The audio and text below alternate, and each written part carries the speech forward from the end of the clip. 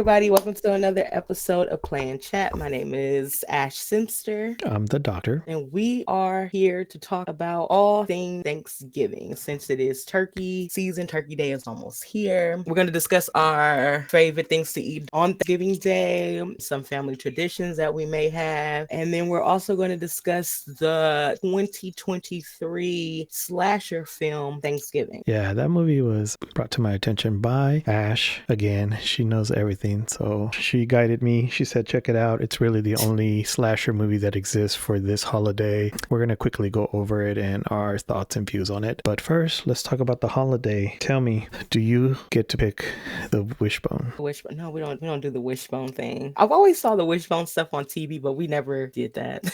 Why? Never partook that. I don't know, because I don't know. I just never understood it, or I don't know. I always just thought it was something that people did on TV. I didn't think it was like a real thing. Never really gave it any thought. Do you guys cook a turkey? Yeah, we do cook a turkey. This year, we're going to do 2. I think my brother's going to smoke a turkey. Ooh. And then they're going to do the regular baking of a turkey, but they're going to do like a Cajun style turkey. So we're going to have 2 different turkeys. Wow. Turkey is a hard bird to get right, I think. It's typically dried out by a lot of families. Yeah, it is. Yeah. Have you tried a fried turkey? I've tasted fried turkey before. I've never fried one, but yeah, we've had fried turkey before. It's good. I think the secret though not the secret, but the thing to make your turkey not be so dry is to keep basting it. Just keep squirting the juice on it. I think because that's what we did. What was that? Oh yeah, when I was helping my brother with the turkey last year, as he was slicing it, he just had me just keep squirting the juice on it. After each and every slice, just keep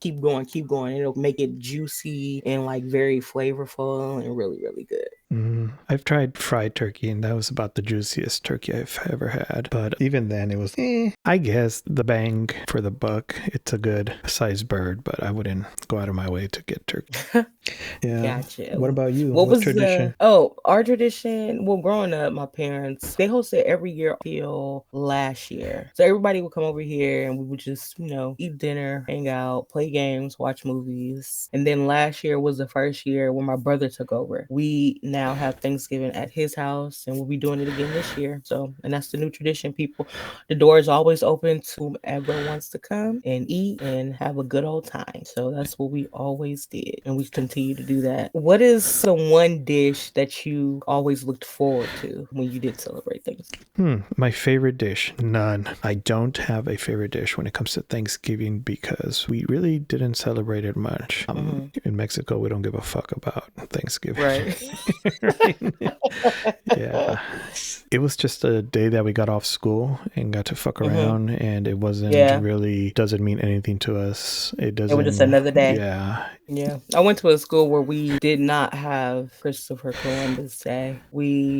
So we went to school on that day and he let us make up, I think it was like Indigenous People Day. And it was like a whole nother day. And that would be our holiday. I can't remember what month or day that we were able to pick. I know it was like a meaningful day. It was a specific day. I just can't remember, but we don't celebrate Christopher Columbus Day, but y'all can pick out on a holiday. We named it and yeah. So where in the world are you that you weren't forced to celebrate Christopher Columbus Day? I was at a school. I went to prep school from 6th grade to 12th grade. It was I would say it was super pro-black school. And so we were taught about Christopher Columbus and things, how people would say like Indian giver. He'd be like the principal, he would like, don't ever say that because the Indians gave. Everything was stolen from them. So like that's the kind of school that I went to. The school that I was taught. Wow, very progressive.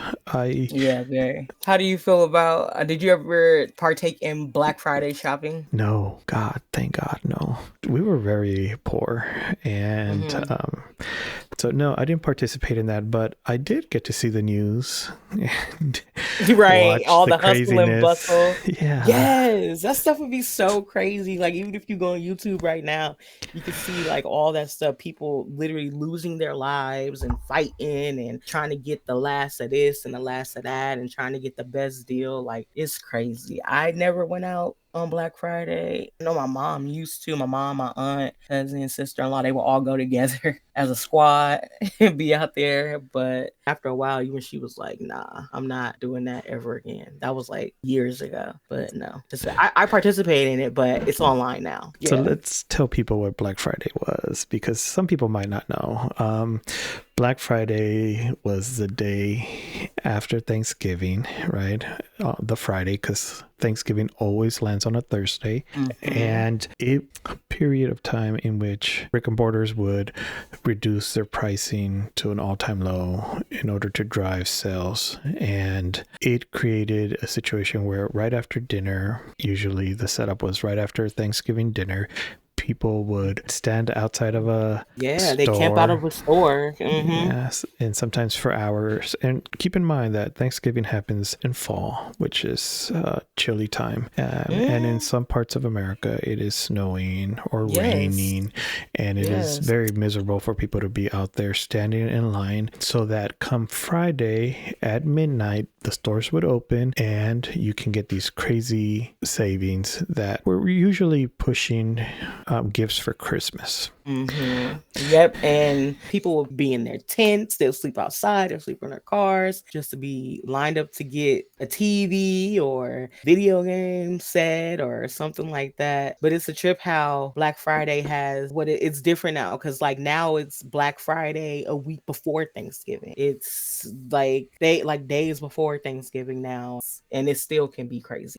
Yeah, we've seen in the last probably 10 years, well, 5 years even, that a big push from online shopping merchants like Amazon to make the deals as early as possible. Really just kind of Amazon giving the middle finger to the Walmarts, to the Best Buys, to the Sears, so that they could take their bread, basically, right? Yeah. And these deals were super crazy. I remember like it was always limited. The deals were crazy and limited. The stores drove people to it by limiting how many items would be sold. So let's say you could get a 50-inch screen TV, right? But only to the first 10 customers, right? And they would have that all across the store. And so, no, I didn't enjoy going to that, and I couldn't afford anything. I didn't want to, even if I could, because it was miserable, and I didn't want to stay up for something that I probably wasn't going to get. Right. So the amount of fights that have taken place on Black Friday to get the last TV or the last toy for your child is crazy. People have lost their lives. Workers, security guards, customers, people have been trampled to death. Like, it gets wild. I don't know how crazy. I think we did have a crazy one like before the 2020s, I think, like a 2018, 2019. I think it was like somebody did lose their life in like a Walmart Black Friday shopping event. Yeah. It's crazy. Yeah. I mean, we're talking about hundreds of people being behind you. And if you trip or fall, they're not stopping or going around you because they are being pushed by the people behind them. So you just become carpet and get stomped on. Yeah. And that moves us right into our next topic. And we're going to talk about this movie called Thanksgiving. It is a Thanksgiving slasher that was released November 17th, 2023. Yeah. The budget, I'm looking at the budget, it says like it cost $15 million to make. And it made $46.6 million at the box office. Pretty decent. Yeah, I'm sure that's considered a success, right? Yeah, it's a huge success. Yeah, especially like, like coming out of the pandemic, people not really going to see movies like that. That's a really good profit. Yeah. So I'm a big wuss when it comes to horror films. Yeah, so I'm going to refer to you. This movie is an hour and 46 minutes long, takes place in Plymouth, Massachusetts, and it wants to be, I would say, it wants to make social commentary of Black Friday. And we have two families that are sitting down about to have Thanksgiving dinner. One family is for Black Friday and one is really just not looking forward to it. This is where a lot of the characters start to get introduced to us, right? Right away, we have a sheriff, which is Eric, and he is joining being a bachelor, a house in which Mitch Collins and Amanda Collins are throwing a Thanksgiving family. Mr. Mitch Collins is being called away by Thomas Wright, who is the owner of a very big commercial chain of stores known as Wright Mart. Does Wright Mart remind you of any specific store? Probably like a mixture of Kmart and Walmart, Right. Target all together. Yeah. Yeah, I mean, just anything Mart, right? It's just like Yeah. Kmart and Walmart.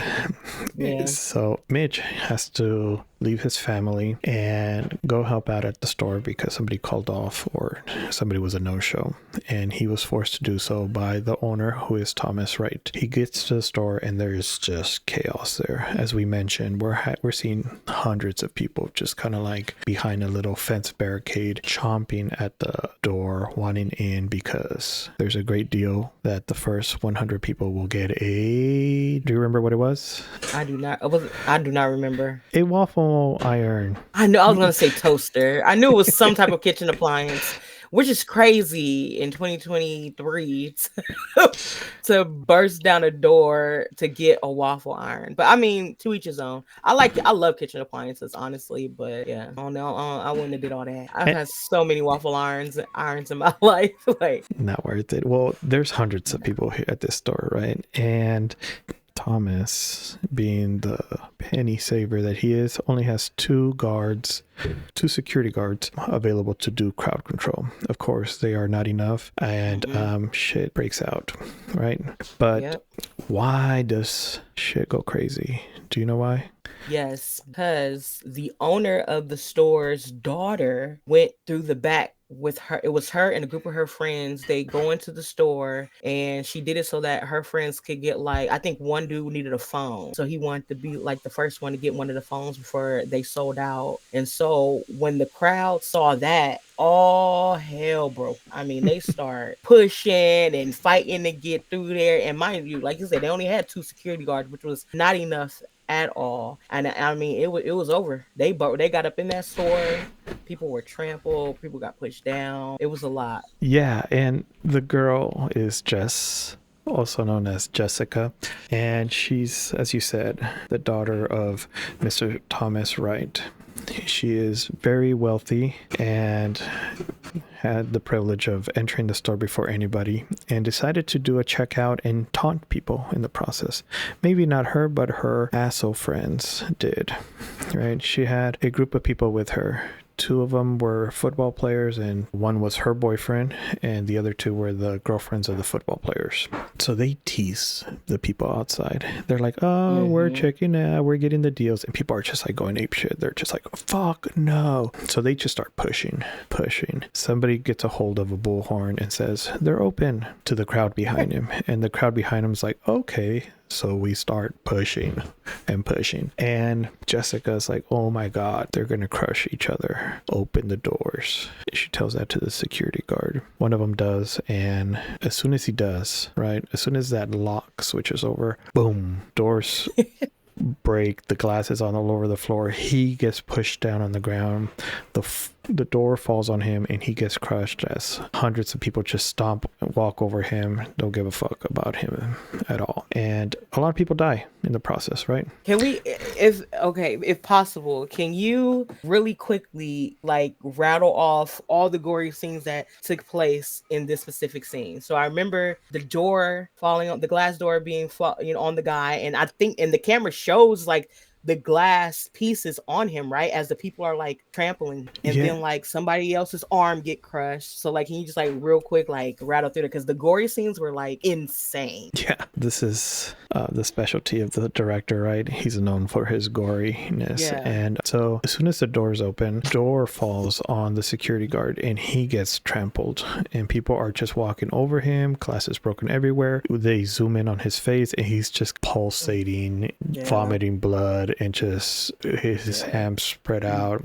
People don't care, right? Done. The next gory scene is that when the wall of the door fell, a little shard of glass was sticking out, and one of the persons that was being pushed was pushed into it, and it lined up perfectly with his throat. So that piece of glass slashed his throat. Yes. And there was just a bath of blood everywhere. That was crazy. That was hecka crazy. I think that was one of my favorite You were scenes saying because that's favorite, you're so dark. like, yes, I am. Like when it comes to like gory stuff in horror, I just love to see what the director and the creators, how are they gonna plan out these deaths? What are they gonna do? And I feel this is something that is so realistic that can happen and Hmm. should happen in a situation like this. But like if you're watching like a movie that's not so horror-y or whatever, like you know what I'm saying? Like it won't happen because that's not what the movie is about. But since this Hmm. is a horror movie, it makes so much sense. Yes, after breaking all of this glass, yes, there are going to be shards sticking out of the wall. Yes, yes, let's show somebody running and getting sliced. Like that is like, I love stuff like that. I love that type of thinking when it comes to film, not real life. Yeah, it was gory. It was a good scene because, as you said, it made it more realistic of what can Yes. happen in a situation like that. The next one was Jessica's boyfriend, a very popular pitcher, right, is trying to help the man who's being trampled, and he's like crawling over to him, and in the process, as he's walking, somebody steps on his elbow and his forearm folds in half. It wasn't that they just Yes. like stepped on his hand or anything. No, No. it was had to be like the most gory possible way So of, extra. yeah. Yes. So Bobby experiences a career-ending injury right there. The next one, which is, I know, one of your favorites, takes place with Amanda Collins. And Amanda decided to surprise her husband by bringing him food since he had to work. She came with the sheriff. And Amanda was in the store when shit went down, and she fell down. And unfortunately, when she fell down and went to get up, she got ran over in a very Yes. horrific manner. A shopping cart, the bottom rails of a shopping cart, just flew into her head. And there was a very And crunchy sound to it. yes, and somehow and her hair got caught in the wheels. And the person that's driving the shopping cart is like, what is she? Is she like running into a wall or is she trying to get the wheel from her hair or something? I don't know No. why she just keeps like moving. And as she's moving, it's scalping Amanda. Yeah, so what happened is this person who hit Amanda initially is Liz, who is one of the characters that we will come to know. Liz gets into a shopping cart push and shove with another shopper. So her attention is somewhere else, not noticing that Amanda is on the floor, as you said, being scalped. Literally, her hair is in the wheel, and Liz just pushes a cart over and over until it slowly peels the scalp off. It's crazy. Yeah. Oh, So this was the moment that I did not take the movie serious because this part had me racking. It was just so funny how this was executed. it was a mess. It was a total mess, right? Yeah. And that's like the point in which Eric, the sheriff, brings out his gun and shoots it up into the ceiling, and boom, big black letters, we get the Thanksgiving. So that's the intro into the movie. And from there on, we are existing 1 year out after the event, right? We see that there were lawsuits brought up against the store. Nobody was found guilty. Everything was labeled as accident. And to improve his image, Mr. Thomas Wright, the owner of Wright Mart, is doing all this philanthropy work, trying to get in the good graces of the community. While also prepping for another Black Friday sale because we're at the Yeah. following year. It's Thanksgiving season again, and even after all that commotion, still wants to do another Black Friday. Yeah. So Right. he's trying to get as much exposure and allowing people to shop as early as possible, and at the expense of Thanksgiving. And so that happens, and everything from here on is building up to Thanksgiving. Right. And then we move to a scene where Jessica and her friends are at a diner, just hanging out. And then it goes to later that night. We are reintroduced to the waitress, Lizzie, who was the one that unintentionally, I guess, killed Amanda with a shopping cart by scalping her a year prior. And she's locking up the restaurant because she's a waitress there. And then all of a sudden, a figure that looks like John Carver. He has the pilgrim hat on. He got the John Carver mask on. Appears and is trying to kill Lizzie. Yeah, this character is attempting to kill Liz, and the director is very creative about how he addresses a topic that comes up a lot with slasher movies, right? Especially modern slashers. Is like, well, how does this happen when there's all this technology, right? And he addresses the killing of Liz and the technology lacking by disfiguring her face and by making blood an issue when it comes to handling her smartphone. So this figure sticks her face to a freezer and she peels it off very carefully and slowly to, I'm sure, your pleasure. Yeah, I remember that. I forgot all about that for a minute. Yeah, and the John Carver also slashes her hand. So now she cannot unlock her phone because the phone doesn't recognize her face since it's missing half of it. And she can't unlock it or remove the screen because it's all covered in blood. So Liz is able to find refuge in an office that for some reason doesn't have a phone, but she's able to see the cameras throughout the restaurant and she notices that he's no longer around, so she decides to go out, make a run for it. Yep, she makes a run for it. She tries to get out, I think, of the back door, and she makes it out. She gets to the parking lot, and then the lights of little the does she car know, in the background turn on, right? And she sees it. She starts hauling ass and screaming, and the car's like, nah, it's not gonna help you. Liz jumps or attempts to jump into a trash bin. What happens there? This John Carver killer smashes right into the trash can, causing the trash can top to smash Lizzie down. I don't know why I keep saying this, but she exploded. She kind of or was cut in half, right? She was cut in half. She exploded, and it's so funny to me because I'm just like, okay, so like I'm here for it, but okay.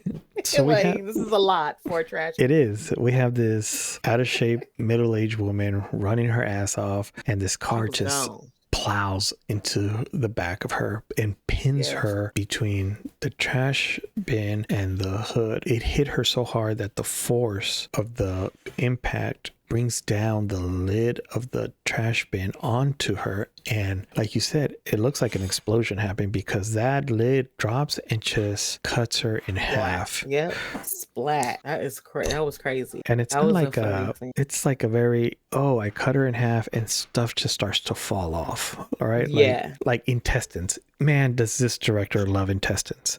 They just seem to slowly fall out. You see her large intestine just fall on the hood of the car.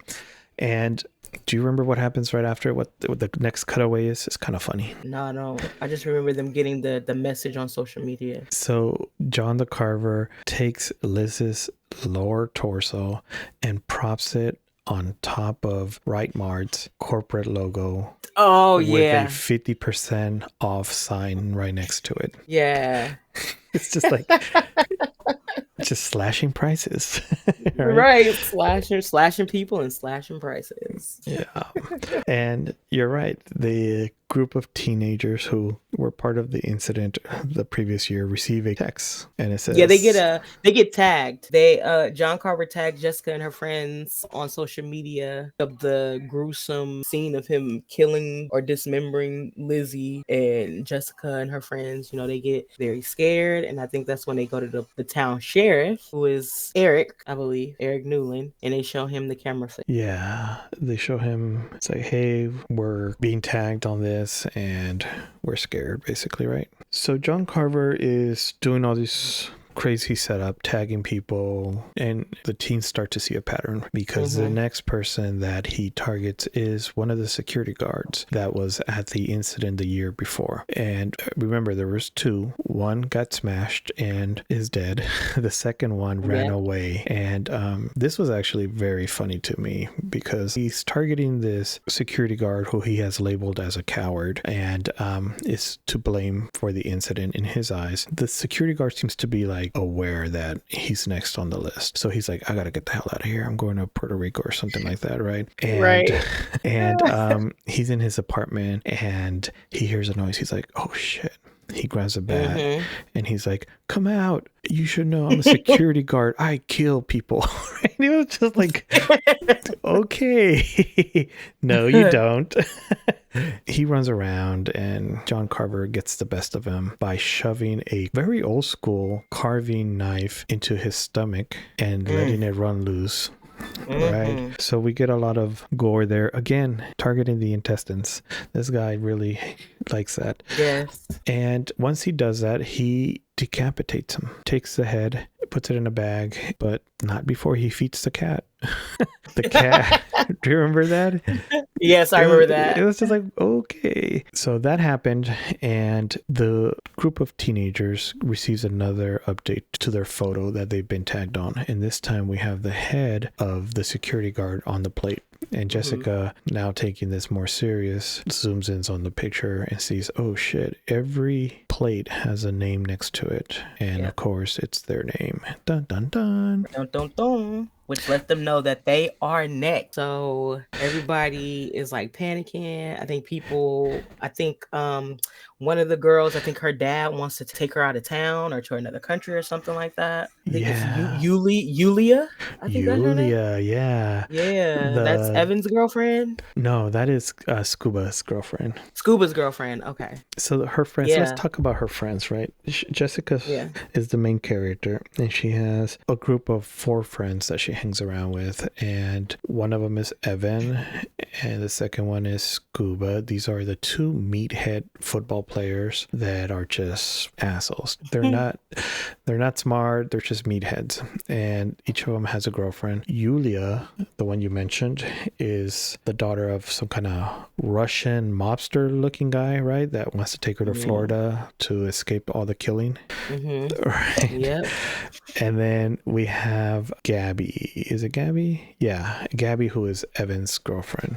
Now, I don't remember any real backstory on Gabby. Do you? Nah. Yeah. I don't remember anybody's backstory. And this is like one of the problems with the movie, that you don't really make a connection with anybody. It tries really hard for an individual to make a connection with Jessica, but it is very hard. None of these characters are very likable. Let's go on with the movie. It moves on. The next person to be on John Carver's list is Yulia, as you said. And Yulia is getting ready to go, but she hears a noise as she's packing to go to Florida. She thinks it's her dad, and it turns out not to be, surprisingly. So she decides just to clean her ears.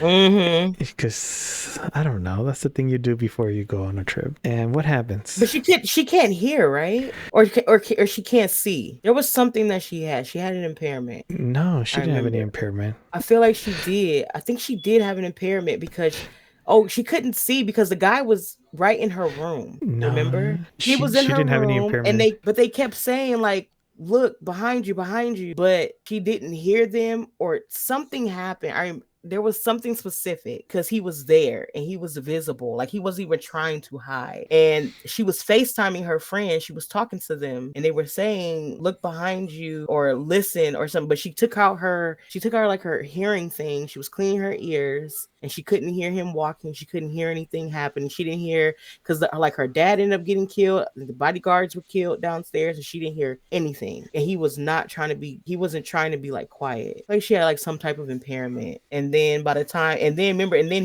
he stick something in her ears too? Like wasn't that one of the ways to like injure her? So I think you're right. There's some kind of impairment, and John the Carver decides to take advantage of it. And in doing so, he starts to kill her by shoving corn cob holders. Is that what they're called? Yeah, corn holders. Corn holders. She shoves them into her ears, and it sounds gross. It sounds really gross. Yeah. There's it's cringy. Like there's like a sucking sound as she pulls them out and is on the floor just in pain, right? And all of this is happening, as you said, while they're like streaming a call with Scuba and Jessica, who are driving to her house. And in the process, Julia gets thrown on top of a miter saw and is carved up. Yep, toe up. Before they can save her, she was cooked, done. Intestines again play a big Yep, role. intestines again. And Scuba is just holding the intestines and hugging her at the same time. Yep, Trying to he's like comfort her. in shock. Yeah, he's super shocked and trauma and just like kind of catatonic out of it, just witnessing the gruesome murder of his girlfriend. Right. Yeah, So shook. John Carver runs. He takes this opportunity to get the hell out as Scuba is trying to put his girlfriend back together. And Jessica's just after this, Mr. John Carver is able to kidnap Evan and his girlfriend.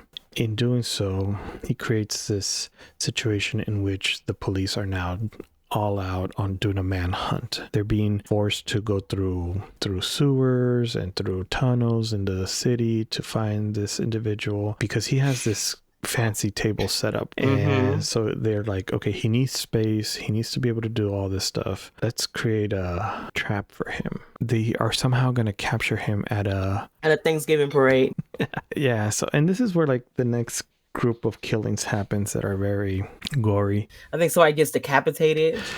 Yeah, This is wild. This whole scene was wild, and it was a complete fail. It was a complete fail. For some reason, the mascot of the town, who is a turkey, gets decapitated for no reason. He did nothing to nobody. Right. He gets decapitated for no reason. He was just trying to be a mascot at the Thanksgiving parade. Somebody takes part of the float of a boat in the head, and it's just, I mean, we're talking about like a tree trunk coming out of his face. It's pretty gruesome. Again, these are just casualties that are just innocent bystanders caught in the game.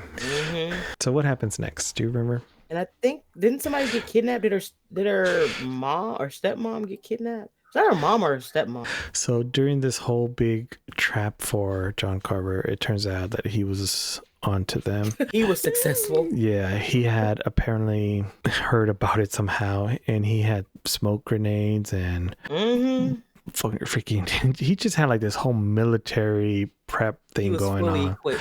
Yeah, and we lose to him Mr. Thomas Wright and Caitlin, which is his fiance. So they get kidnapped, and we do a cutaway in which Caitlin is a human turkey. She's being based and right. Yep. That's how you keep the turkey juicy. She gets she's put in an oven and cooked alive. Cooked alive and served at the table to Jessica, to Thomas Wright, Evans, right? Yeah. Gabby. Yep. Who else is there? I think that's it. Is Scuba there? Scuba is there, yeah. Everybody's there. All the original gang. And Scuba and Jess are able to escape. That's where everything takes a turn, right?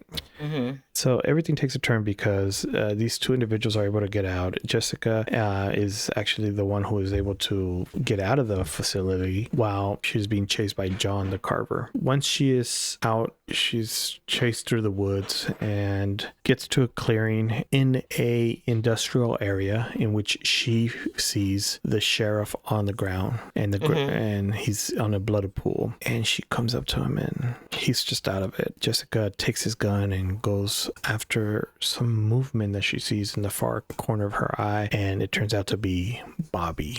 Dun dun dun. As far as we know, we have now put a face to the killer. It's Bobby. And Jessica's like, oh my god. At that very moment that she's like holding a gun to Bobby, the sheriff comes up, Eric, and says, I'll take care of this, right? And tells Jessica to get outside and run for safety. Jessica does what she's told, and we hear a bunch of gunshots in the distance to find out that somehow Bobby got away from our sheriff. And it's like, oh my god. Yeah, Bobby got away from the sheriff. We heard gunshots ring out. Or I think as if Eric killed somebody. I think Jessica's informed that her friends are safe, and she's in the sheriff's office, and she's talking to Eric, she's getting ready to leave, but she notices that there is like some pieces of leaves stuck to Eric's pants, and those same leaves resemble the leaves that were in the woods that she escaped from. And a light bulb goes off in her head, and she's like, oh shoot, the town sheriff is John Carver. At that same moment, they have an Yeah. interaction, and John Carver, the sheriff, catches on that she knows Right. that he is the Right. killer, and Yeah. decides to go on a whole rant Yeah. about. Because she asked him why. Oh, she Yeah. did ask? Okay. Yeah. She asked him, like, why did you do all this? Why did you go on this killing spree? And he reveals that the reason why he did all these murders was to get revenge. And the revenge was for killing Amanda, who was a security guard's wife. He was having an affair with her. Not the security she- guard's wife, Mitch Collins, who was the manager of. Oh, the manager. He was the manager of the store. Yeah. Manager of the store's wife. And she was pregnant with their baby. It seemed very, to me, last minute put together, but yeah, his whole thing was like, you killed my family. Remember, Mitch's wife, Amanda Collins, was married, and we never got any indication that there was any reason why they were not happy, right? In fact, she went out of her way to bring him a dinner for Thanksgiving and seemed to be just all lovey-dovey with him. So we didn't know that Eric was banging Amanda and was about to leave Mitch for him, right? Right. Yeah. It was just like, what? This is just crazy. It was like a Jerry Springer out of nowhere. And yeah, but I thought I thought they did a good job with making Eric the killer. I know maybe there were people who caught on really quickly. I didn't catch on super quickly because I think the movie did a good job with trying to make you think that 3 possible people could have been the killer. You had the manager of the store. He could have been the killer because his wife was somebody who lost their life in the Black Friday incident. It could have been Bobby because his arm was shattered in it, but honestly I didn't think it was him. But I knew it wasn't him because I was just like, he wouldn't have did all that just because his career was messed up. But they wanted you to kind of think that. And then also, like, the guy that Jessica was dating, her new boyfriend, he was kind of weird acting as well. Yeah, 20 minutes into the movie, I stopped it and I asked myself, okay, we know everyone who it could be. Let me make a list of who I think it might be. And I went down the list and I was like, okay, Bobby is too small. Bobby was Jessica's boyfriend. Yeah. Right? Yeah. He was just like a tiny little thing. So I was like, no, this guy is not it. Mitch Collins was too obvious of a option, so much that you had to rule him out right away. And then there was a new deputy who was introduced to us who was just an asshole, and he didn't have any backstory, and he just appeared out of nowhere. So for a second I was like, maybe. So I put him on the maybe list. The pick that I was hoping that it would be was the one you said, Ryan, because Ryan had a little psychic dude. Like, yeah, he was weird. It was a weird little dude that was taking Adderall and was just always on, like, living through Ryan. But I thought the most likely would be Evans and Scuba. And the reason I thought that they were gonna backpack off of the movie Scream, the other slasher movie Scream. Oh, gotcha. Yeah. Because I was thinking, okay, I think you need 2 people to pull this off because, the sheriff was somehow sending streams while he was still in the scene. It could have been a delayed thing, right? But it's just not that he's a dumbass and couldn't figure something easily. Right, but I just thought that I was like, okay, you're really expecting your audience to know how you can send out delayed or timed out streams. Also, we got no real indication that the sheriff was like this techie person because he was spoofing his IP address. He was very knowledgeable about how to handle social media, and nothing of that nature was implied throughout the movie. So I also thought that the sheriff was a good pick. A lot of people on the internet did see that coming way before I did. I'm not a slasher film viewer, so I don't feel bad for not seeing it. But no. I thought it Nah. was well executed. Yeah, you just enjoyed the movie. It's fine. But I thought it was well executed as well. And then we get to point where he's exposing himself, he's doing all this stuff, talking, confessing to all the killings. And Jessica's like, "Hey, I'm live streaming all of it, right?" Because he was getting ready to kill her. Yeah. And so then he chases after her, attacks her, or tries to attack her. And then who pops out of nowhere? Bobby. Right. Bobby grabs her and says, "Let's go. We got to get you out of here." The sheriff's like, "Oh, hell no." Gets an axe and does a dramatic scene where he says, "Jessica, no leftovers." Something stupid like that, right? It was like, That's stupid, it was right? like, okay, yeah. It was like, oh, goodness. So funny.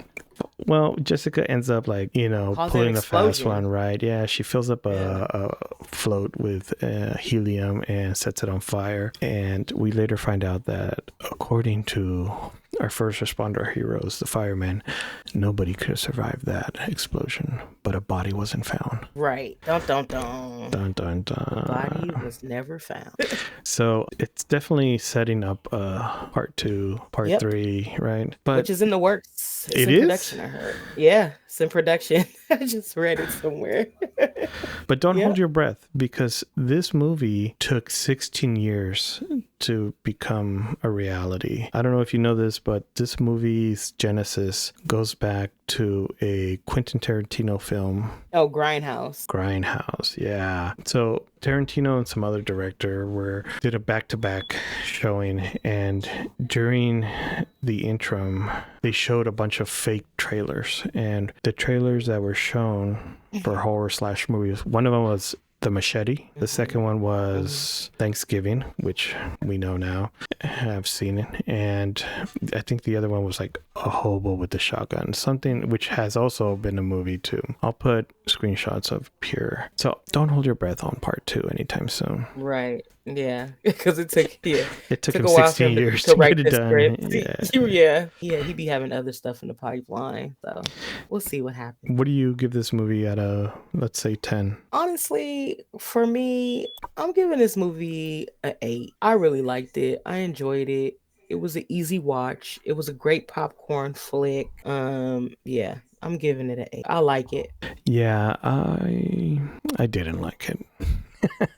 Yeah, I'm not into Why? Because you don't film. like horror, or you really just didn't like the film, period? That's a great question. This is not my genre, right? I really love sci-fi, but I like sci-fi horror. So I thought it was just weak in the character development. The plot had many holes in it. Like, how did John Carver get in front of Jessica to become the sheriff on the ground when he was behind her, right, chasing behind her? And there was a lot of like unnecessary diversions in the plot. Ryan and Bobby's, somehow Bobby, I guess, dropped out of school to become a tour. I don't know. It was like, it's just like we got sidetracked on a whole bunch of stuff that was like, well, you could have used this to help me establish a better relationship with Jessica. Like, how did her mother die? I understand that. Yeah, and honestly, in the beginning of the movie too, I got confused because my first time I thought everybody was related, because they were all having Thanksgiving dinner together. So I thought like, oh, maybe the manager of the store was like his brother or brother-in-law or something. But I think they were just friends having dinner together. But he made the dude go into work. I don't know. The relationship was, I feel like they were trying to make their relationship something that it really wasn't. And I think it was just that was just the easiest way for him to execute and introduce us to all these characters at once. Yeah, it felt lazy in its writing. It was rushed. Yeah, it was rushed. And it made such a big attempt to point out how consumerism has taken over a holiday, and it just didn't execute on it, right? It just kind of like left that topic out there to not be addressed at all. It had the opportunity to make that, I don't know, more impacting, I think. But then maybe that's out of the genre, right? Would you say that's out of the genre scope? I think it was just, they just used it to show the horrors of Black Friday shopping, or what it used to be. And then you have to remember too, right? This was something that was kind of played around with in 2007 when Black Friday shopping was a big deal. Mhm. So, to your point, maybe it was maybe too late, I thought it was still a good film, but maybe it was too late for them early, maybe it really doesn't relate too much to how Black Friday is performed today. Well, that's it. If you Interesting film. guys, yeah, very interesting. If you guys like this episode of Play and Chat, please like, subscribe, leave a comment. If you like this film, go watch it. I think it's streaming on Netflix right now. There is another Thanksgiving horror film if you're into it. It's called Black Friday. It's not really horror, it's a little comedy, but it's called Black Friday and it stars Michael Jai White. It came out in 2021. That's also a nice comedy horror film. I think that one has to do with zombies, but it's a good little watch. Yeah. We hope you guys have a safe and great holiday. Yeah. If you drink, don't drive. Yeah, check don't out the drive. comments. There's going to be a sticky one there that we always want your engagement in. And subscribe, like, share, leave us a little note. We'll make sure to follow up. All right. Happy holidays, guys. Thank you. Adios. Bye. Bye.